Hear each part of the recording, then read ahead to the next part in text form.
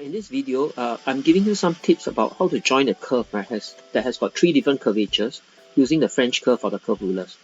So here you can see, right, C1, there's C2, and there's C3, right? They're all actually different curves, right?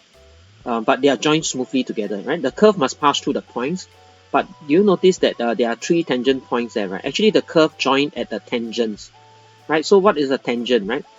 Tangents are not, do you notice the tangents are the points are there, but the tangents are actually between the points. Right, so what are tangents, right?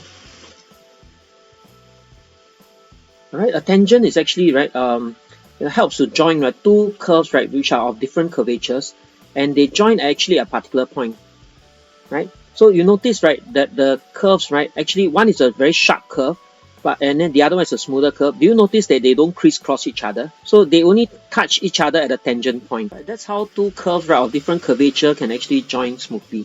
Right, so next, I will demonstrate, right, how to use the French curves, right, to join the curve of 3 different curvatures together.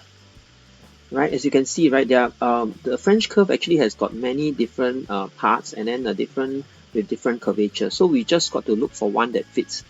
Now you must be wondering, right, where did I choose a tangent point? Okay, so the tangent point, right, actually is, you can say, it's like it's kind of, you look at it and you use your intuition, right, to see approximately where the curves, right, are changing the curve or getting more and more curved, right? So you can see, right, that different parts of the French curve, we will have to try out to see which one is more close fitting. Okay, right, as you can see, right, there are many possible ways of joining it, but we just want to choose one, right, that is like very smooth across those tangent points, and also you must remember, right, it must pass through the points. The curve must pass through the points. Okay, now you notice, right, that I've got one that is quite close, right, that can pass through the tangent. You notice I don't go and draw through the point. I draw from the tangent to tangent, make sure it's okay. Like I said, right, it's arbitrary, so I'm just going to think that I'm going to connect later on, right, the other parts of the curve up to this point, right? But you can see, right, I passed through one point already, right, at least one point, but the tangents are between or rather on the either side of the point. Okay, now you notice, right, that now I want to join the right side of the curve, right, the right side of the curve. So I'm going to try different. It's a rather smooth curve, but the French curve, right, may not have the correct